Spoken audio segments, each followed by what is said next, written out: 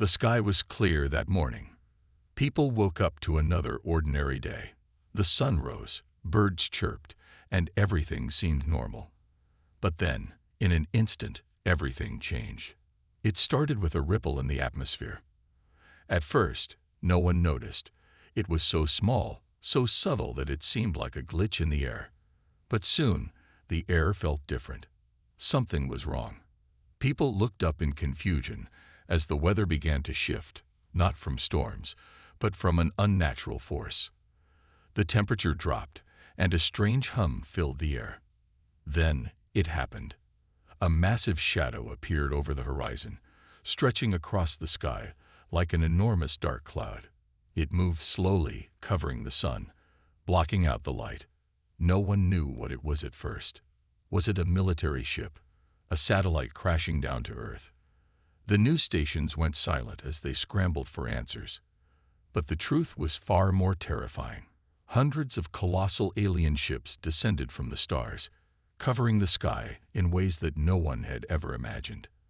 They hovered silently, their metal surfaces glinting in the dimming sunlight, blocking out the blue skies and filling the world with an eerie shadow. The ships were unlike anything humanity had ever seen, sleek, dark, and almost alive in their presence. There was no explosion, no sound of rockets or engines. They just appeared. The first reactions were panic and confusion. People rushed to the streets, looking up, unable to understand what was happening. Was this an invasion? Was Earth under attack? The government scrambled to respond, trying to make sense of the situation. But there was nothing they could do. The ships hovered, silent and still, casting their immense shadows over entire cities. Isabel Carter, a scientist at the Global Space Research Institute, was one of the few who remained calm. She had studied space for years, but nothing could have prepared her for this. She sat in her office, watching the chaotic footage on the screen. Her mind raced as she analyzed the data. There was no indication of a hostile takeover. No weapons, no visible signs of aggression. It was like they were just waiting. For hours, nothing changed. The ships didn't move, didn't speak. They simply hovered. But as the sun set and darkness fell, something strange began to happen. A sudden burst of static crackled across every television, radio, and communication device on Earth. The screens flickered, and for the first time, the world heard the alien voice. It was calm, almost soothing, yet it carried an unsettling authority. "Humanity," the voice said, "you are not what you think you are." The words echoed in every language. People froze, listening in fear and wonder. No one knew where the voice came from or how it had reached them all at once. But one thing was certain, it wasn't from Earth. "Your existence," the voice continued, "has been observed for centuries. You have survived, thrived, and grown. But you are not meant to be here. You are a mistake." The words struck like a lightning bolt. The entire world stood still, stunned. A mistake. What did the aliens mean? The voice continued, explaining that humanity had somehow defied the natural order of the universe. Earth was not supposed to have intelligent life. The aliens, beings of advanced technology, had watched from afar as humanity rose from the ashes of their primitive past, but they never expected humanity to become so unpredictable. The voice suggested that humans were meant to be nothing more than animals, following instincts, living in the wild. But somehow, against all odds, humans had evolved into something far more complex, something dangerous. "Your species has been allowed to exist," the voice explained, "but now the time has come to correct the mistake." The message fell on Earth like a bomb. People screamed. Governments issued warnings. Some panicked and demanded immediate action, while others argued that the aliens might just be testing them, or perhaps trying to make some form of contact. But as the voice finished, another message appeared, written across every screen. "The test has begun. We will be watching." Suddenly, everything felt like it was slipping out of control. The air seemed thicker, heavier. The ships above remained motionless, as if the beings inside were studying Earth and its people, waiting for the next move. Isabel Carter, though anxious, couldn't help but feel a sense of curiosity. She'd spent her life studying the unknown, and now the unknown had come to Earth. But this was no ordinary discovery. This was something far more dangerous and more significant. In the following hours, world leaders scrambled to respond. The United Nations convened an emergency session where representatives from every nation debated how to handle the alien presence. Some proposed immediate negotiations, hoping to avoid conflict. Others believed humanity had to show strength, that any sign of weakness would lead to Earth's destruction. The military forces of the world were placed on high alert, but there was nothing to strike at. No ships to fight, no weapons to target. The aliens had not made any aggressive moves. They had simply arrived. Isabel knew the first challenge humanity faced wasn't physical, it was mental.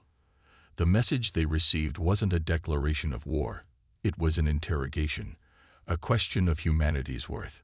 Why had they survived? Why had they succeeded where other species had failed?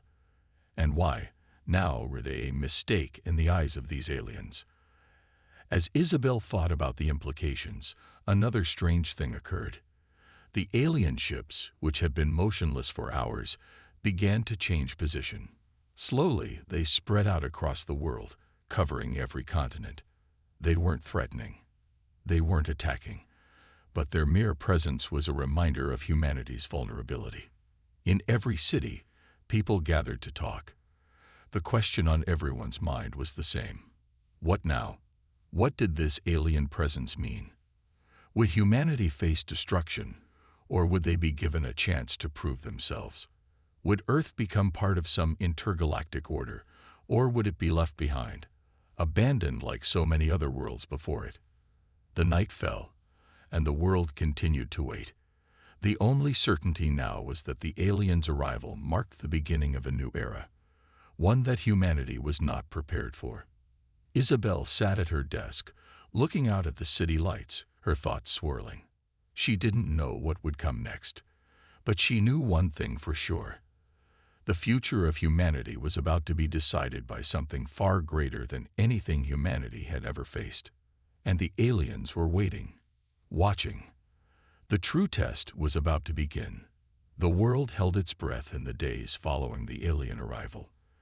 The massive ships continued to hover silently above the cities, casting their long, shadowy presence over Earth. No one knew what to expect next. Every news station was glued to the live feeds, capturing the stillness in the sky, the eerie quiet that seemed to stretch across the globe. The governments of Earth were scrambling, trying to understand what this meant, but the aliens had not made a move. There was no attack, no bomb dropped, no immediate threat. It was as though they were waiting for humanity to make the first move, or perhaps to prove something. Isabel Carter, despite the chaos, couldn't help but feel a strange sense of calm. While others panicked, she saw this as the beginning of a new chapter. A terrifying one, yes, but a new one nonetheless. She couldn't shake the feeling that these aliens, whoever they were, had something they wanted to show humanity. But what? The question haunted her. Why had they come? Why now? The message they had sent was clear. Humanity was not what it thought it was. A mistake, they had said. But in the stillness, in the days of waiting, there were subtle signs that something else was happening. For the first time in history, the world seemed to pause. People were not fighting. Governments, instead of declaring war, were opening channels for communication. Even the media, for all its panic and uncertainty, was strangely united in the face of the unknown. Then, as if on cue, a new message arrived. It wasn't broadcast to any specific nation, nor to any specific language. This time, it came directly to the hearts and minds of people everywhere. The alien voice once again echoed across the world, but this time it wasn't a command, it was an invitation. "We have been watching," it said. "Humanity has been tested for centuries, yet you still do not understand your place in the cosmos. We come not to destroy, but to observe. Your future will not be decided by us. It will be decided by you. The message was a riddle, an offer wrapped in confusion. The aliens were not here to destroy humanity after all. They were here to test humanity, to see what it would do with the chance to prove its worth. The cold tone of the alien voice left many uneasy, but there was something else behind it, something almost curious. They didn't hate humanity. In fact, they seemed fascinated by it. The world, after all, had survived against impossible odds. But why? Why had humans, a species thought to be insignificant, risen so far, so fast? What had made them different from other species the aliens had encountered? As Isabel sat in her lab, poring over the data from the previous days, she realized something. The aliens weren't just asking humanity to prove its worth. They were asking humanity to prove itself capable of something greater. They were testing the human spirit, pushing the world to decide what kind of future it wanted to create. But what kind of test was this? It wasn't just about survival or strength. It was something more. The message continued, chilling in its implications. You will choose, it said, whether you evolve, whether you come together as one, or whether you will remain divided, weak, and insignificant. We offer you a chance to become more, but only if you can rise above your flaws. Your choice will determine your future. The implications of the alien message hit Isabel like a wave. The future of Earth was no longer just about political power or military might. It wasn't about weapons or borders. It was about something deeper, something more profound. Could humanity unite? Could it leave behind its selfish desires and petty divisions? Could it rise to become something more than it had been? Isabel had spent her life studying the stars, but now she was confronted with the most difficult question of all. Was humanity ready to evolve? As the days passed, the world struggled to comprehend the message. People debated in the streets, in homes, in cafes. Some felt hope. This was their chance to show the universe that humanity was capable of greatness. Others felt fear. What if they failed? What would happen to Earth? Would they be erased from the cosmos, forgotten like so many other species before them? The silence that followed the message felt unbearable. Earth was caught in a waiting game. The alien ships hung above, unyielding and unmoving. They were watching, yes, but waiting for what? Isabel knew that if humanity was to succeed in this test, it would take more than words. It would take action. It would take the unification of people across nations, the willingness to put aside old grudges, old fears, and old hatreds. But as Isabel stood on the balcony, staring up at the massive ships above, a strange thought crossed her mind. What if the real test wasn't just about humanity's survival? What if the test was about something deeper, something far more challenging? Was it about overcoming fear, or was it about embracing something greater than humanity had ever imagined? The truth was, no one knew yet. But one thing was certain.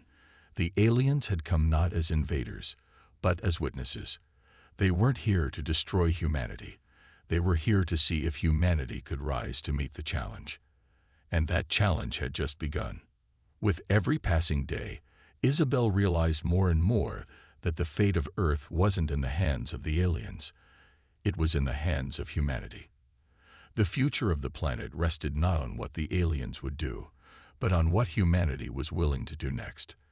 The test was not over. It had only just begun. The world was on edge as the alien presence continued to hover above Earth. People everywhere were filled with uncertainty, torn between hope and fear. The aliens had not attacked, nor had they made any aggressive move. They simply watched, observing, waiting for something. Humanity now found itself standing at a crossroads, facing a challenge unlike anything it had ever encountered before. Isabel Carter, still reeling from the aliens' message, couldn't help but feel that something deeper was at play. These visitors from the stars hadn't come to destroy humanity. They'd come to test it. But the question was, what kind of test was this? As the days dragged on, the voice from the alien ships returned, clearer and more direct this time. "We have watched for millennia as countless civilizations rose and fell," it said. "You humans are unique. You have defied every expectation. You have surpassed the limitations of your planet. And yet, you still fight amongst yourselves. You still cling to the old ways. Greed, hatred, fear. And yet, you call yourselves the pinnacle of creation. We will test you now to see if you can overcome your flaws, or if you will fall like all the others before you." Isabel sat by her computer, reviewing the patterns of the message.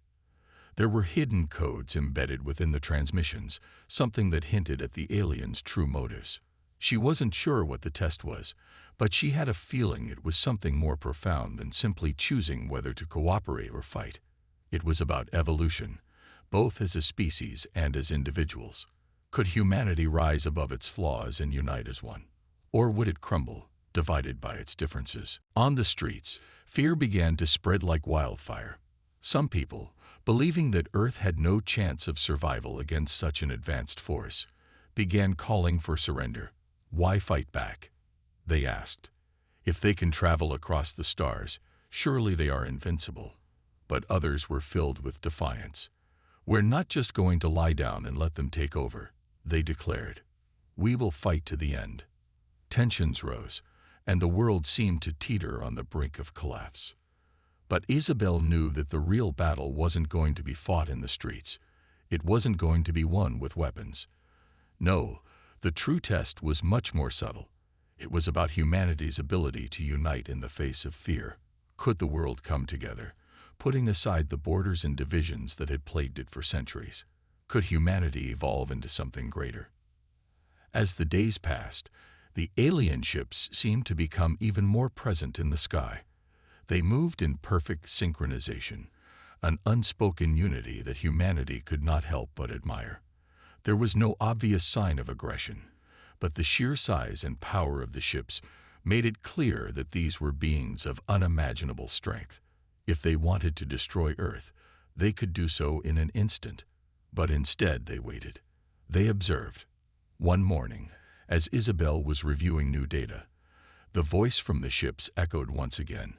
But this time, there was something different in its tone. It wasn't just a demand or a warning. It was an invitation. "Humanity," the voice said, "we have observed your species for eons. You have survived wars, pandemics, and natural disasters. You have risen from the ashes of your own mistakes. You have the potential to become something greater than you can even imagine. The choice is now yours. Will you evolve, or will you choose destruction? The path forward is yours to decide. The question remains, what will you do?"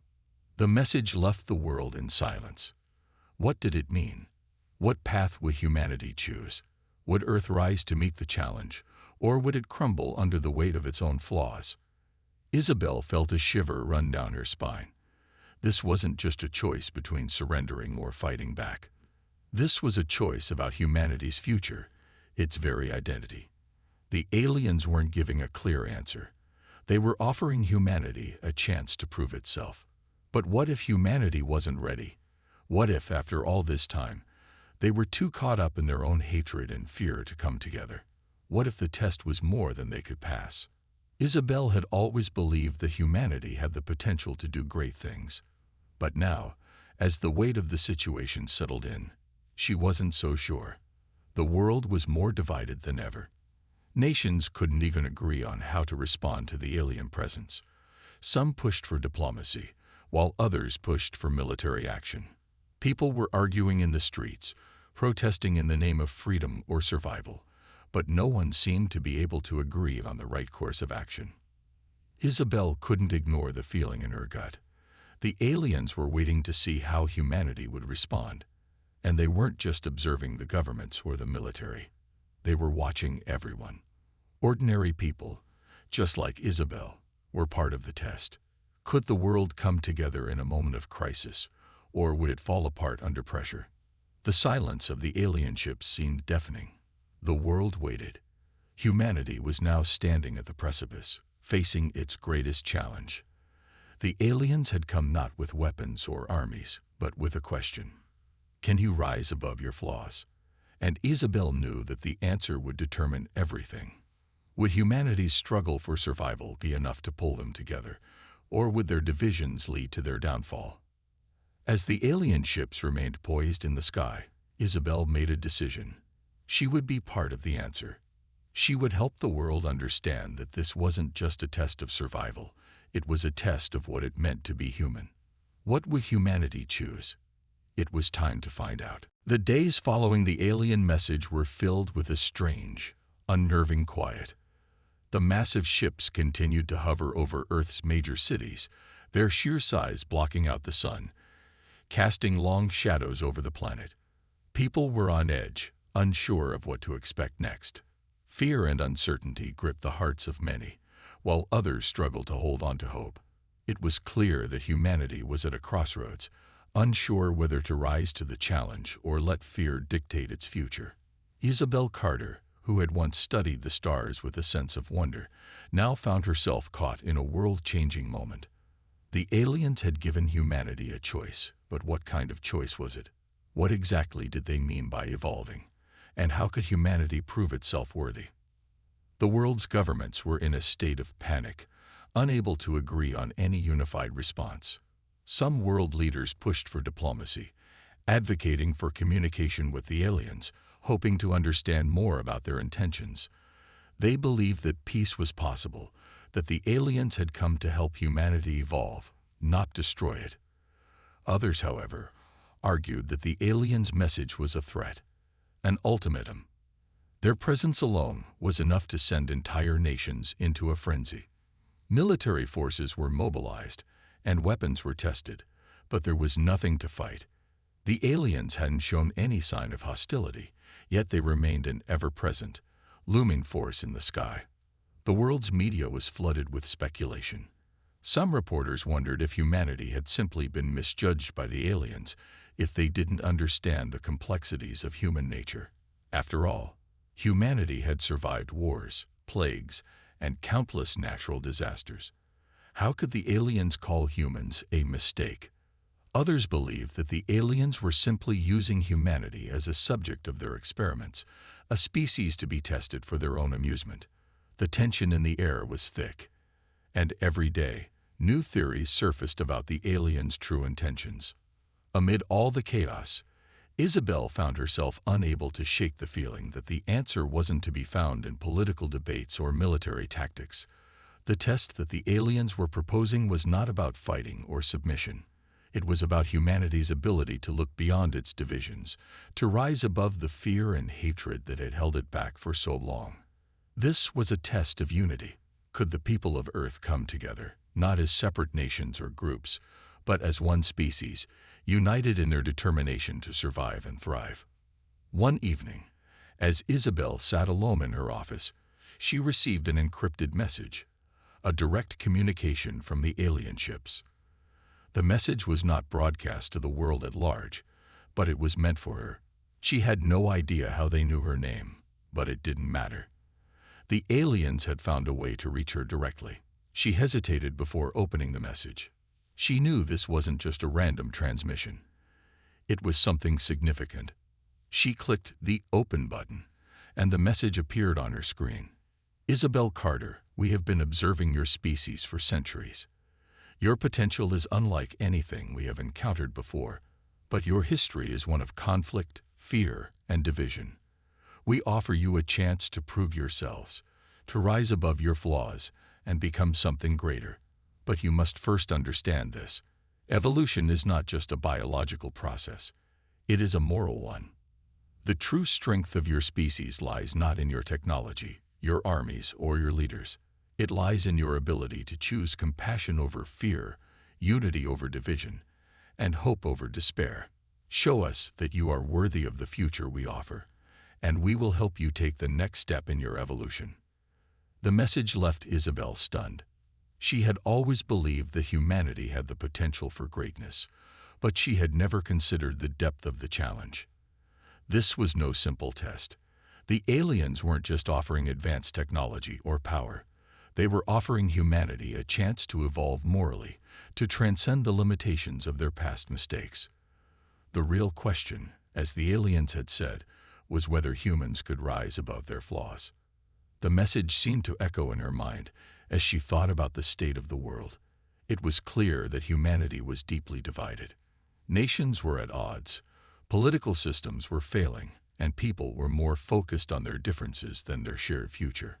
The fear of the unknown was creating walls between them, walls that the aliens seemed to have no intention of helping tear down. The test, Isabel realized, wasn't just about humanity's survival. It was about whether people could overcome their instinctual fear of the other, whether they could rise above centuries of conflict and build something better. The following days were filled with confusion and fear. Some nations began to take steps toward unity, opening channels for international cooperation, while others closed ranks, preparing for potential warfare. On the streets, people gathered in large numbers, debating, protesting, and trying to make sense of the message. Some were optimistic that humanity could overcome its divisions, that the alien test was a challenge to become a better, more compassionate species. Others, however, were terrified. What if they failed? What would happen to Earth if humanity couldn't pass this test? Isabel, however, knew that the answer wasn't in waiting for the aliens to make a decision. The real test was already happening. The world was being forced to confront its own flaws, its own fears. And the question wasn't whether the aliens would spare humanity. It was whether humanity could spare itself from its own destruction. Could people come together in the face of this overwhelming challenge? Could they put aside their differences, heal the wounds of the past, and become the species that the aliens believed they could be? Isabel didn't have all the answers, but she knew one thing for sure. The test was now in the hands of humanity. The future of Earth depended not on what the aliens would do, but on what humanity was willing to do. If they chose to rise above their flaws, to unite in the face of fear, then they would not just survive this test, they would evolve. But if they failed, if they remained divided, then the aliens' warning would become a reality. Humanity would remain stuck in the past, forever lost in the shadows of its own mistakes. Isabel stared out her window at the dark sky, the ships still hovering above, their lights flickering like distant stars. The world was waiting, but she knew that the true answer would not come from the aliens. It would come from within. The real test had begun, and humanity's response would determine whether it had a future or whether it would fall into oblivion. The days following the alien message were tense. The world's governments struggled to react, caught between the fear of the unknown and the possibility of something greater. Every move was calculated, every statement scrutinized. Military forces stood on high alert, while diplomats raced to open communication with the alien fleet, but neither side made any immediate move. The question that hung over every conversation was the same. What did the aliens want? Were they friends, or were they enemies? And most importantly, were humans ready for whatever was coming next? Isabel Carter, however, was not focused on the world's political struggles. She had always been a scientist, a woman of logic and reason, and she knew that the real question was not about military might or negotiation. The true test lay within the human heart. The message from the aliens had been clear. This was not a battle of weapons or words. It was a battle of evolution. They weren't here to conquer. They were here to witness humanity's ability to rise above its weaknesses. As Isabel sat in her small lab, surrounded by notes and data from her analysis of the alien signals, she couldn't help but think back to her earlier studies. She had spent her life studying the stars, searching for answers in the vast, uncharted reaches of space. But now, the greatest question wasn't in the stars. It was on Earth. Could humanity transcend its deep-seated divisions and fear and become something greater? Was the world ready for the challenge that lay ahead? The alien message had emphasized unity. The future of humanity wasn't going to be decided by technology, military might, or individual nations. It was going to be decided by humanity's ability to come together as one. Could people rise above their differences, their prejudices, and work toward a common goal? The aliens had shown humanity that it wasn't alone in the universe, but they had also shown that humanity had been blind to its own potential. The true test, Isabel realized, wasn't just about defeating an external force. It was about defeating the internal forces that had held humanity back for centuries. The alien ships continued to hover in the sky, their presence as constant as ever, but the world had grown strangely quiet. Governments were still in turmoil, but now it was the people who had to decide what kind of future they wanted. There were protests in the streets, yes, but there was also a growing movement of unity. People from all walks of life, from every corner of the globe, began to rally together in the name of peace.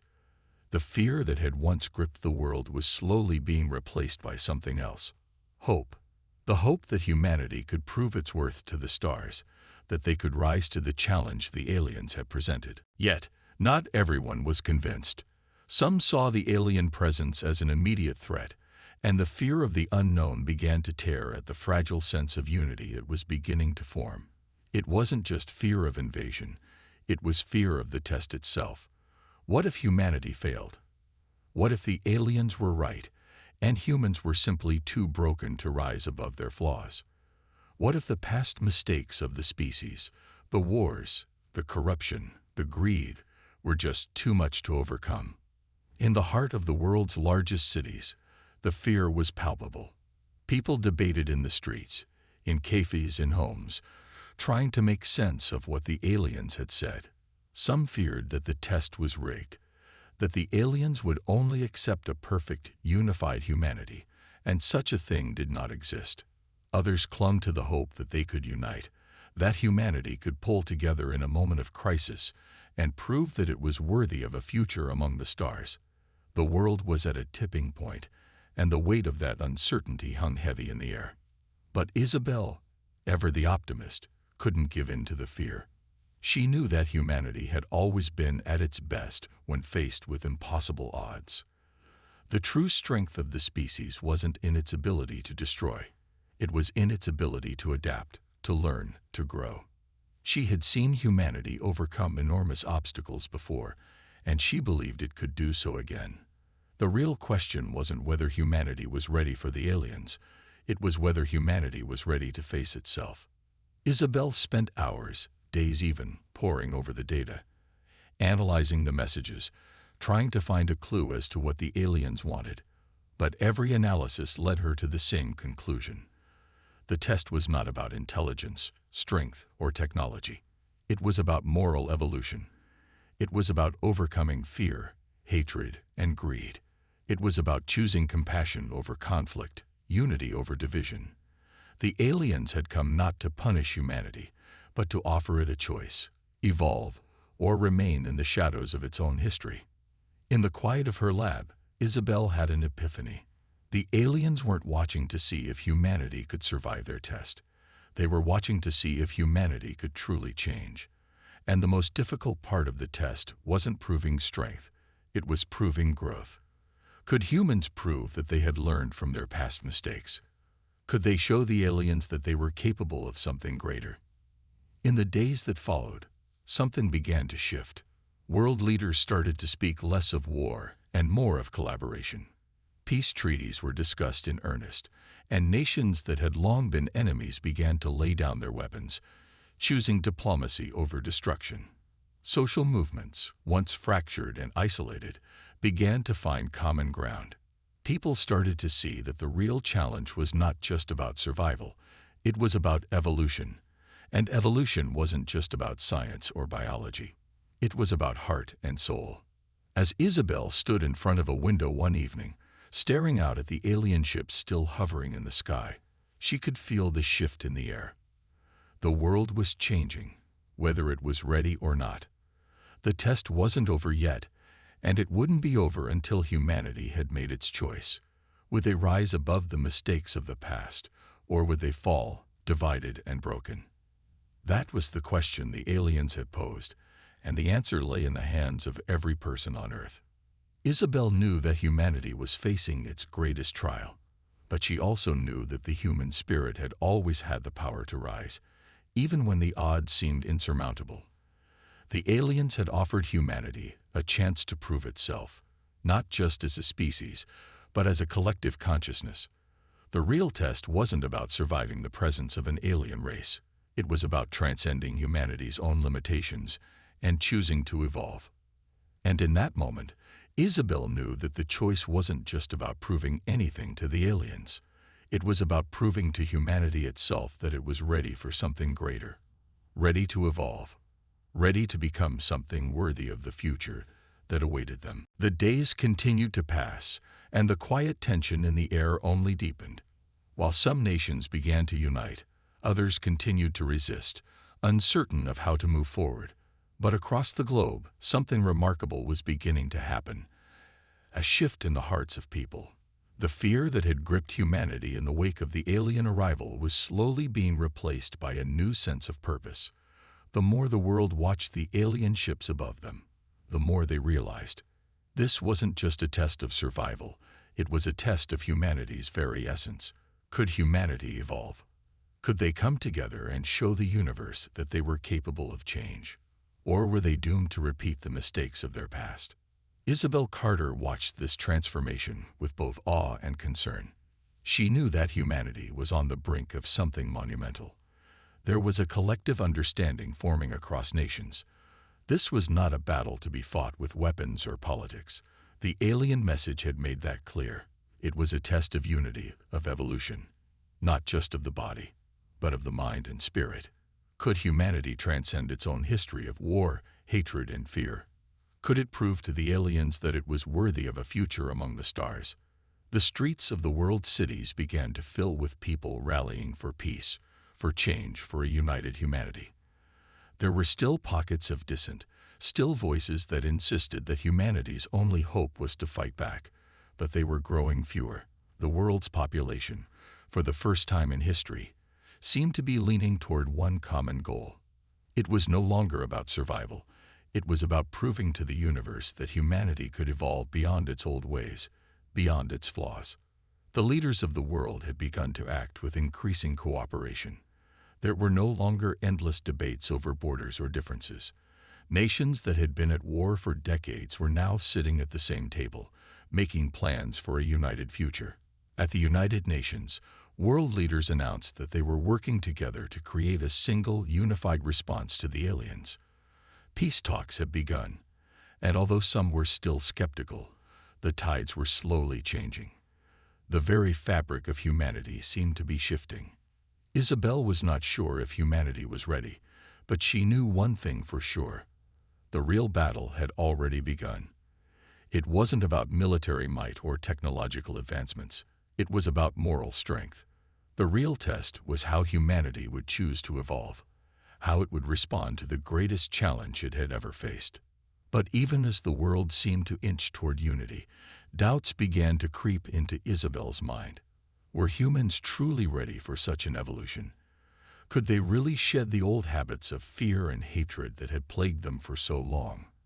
The truth was, while the world's response had become more united, humanity's history of division was not so easily erased. Deep-rooted prejudices, long-standing rivalries, and the constant push for personal gain were all factors that threatened to undo the progress that had been made.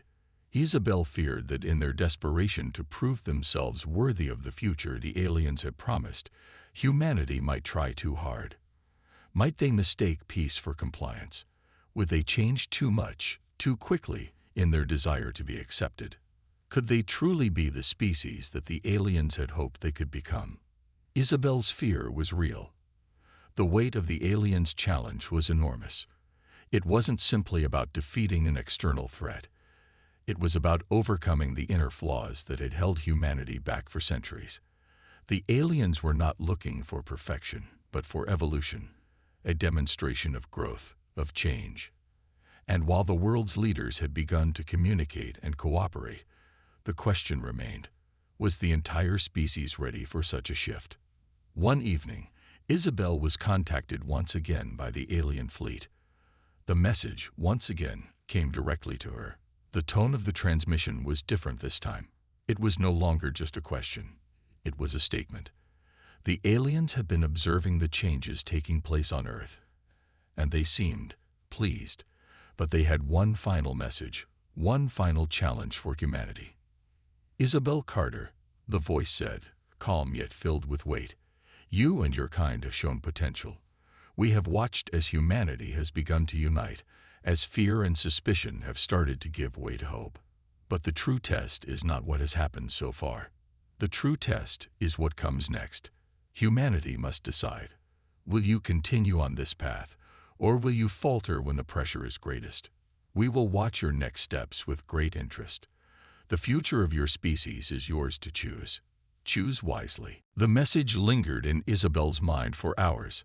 The aliens weren't here to give humanity answers. They were here to watch humanity make its own choices. The message wasn't just a warning. It was an invitation. An invitation to evolve, to rise above the petty conflicts and flaws of the past. But the pressure was immense. Humanity had to prove that it could hold onto the unity it had begun to form, that it could withstand the forces of division and fear that had torn it apart for so long. As the alien ships remained hovering in the sky, Isabel found herself caught between hope and doubt. Humanity had begun to show signs of growth, of change. But would it be enough? Would the fragile unity that had started to form hold, or would it crumble in the face of the unknown? The aliens had given them a chance, but only a chance. The next step, Isabel knew, would determine everything. Humanity could either prove that it was ready to evolve, or it could fall back into the chaos of its old ways. The weight of that responsibility seemed unbearable. But as Isabel stood alone, watching the stars, she realized that this was not just about humanity's future. It was about the future of every living thing on Earth. The alien test was not only about whether humanity was worthy of joining the stars. It was about whether humanity could rise above itself, not just for its own survival, but for the survival of the planet itself. Isabel understood now what the aliens had meant by evolution. It wasn't just about growing physically or technologically. It was about growing morally, spiritually. It was about making the choice to rise above the flaws that had defined humanity for so long. And that choice was not an easy one to make. The world had come so far, but the hardest part was yet to come. Would humanity rise to the challenge? Would it prove that it was capable of change, of growth, of unity? Or would it fall back into the cycle of fear and division? The aliens had given humanity a chance, but it was up to humanity to seize it. The test was on, and the next step would determine the fate of Earth.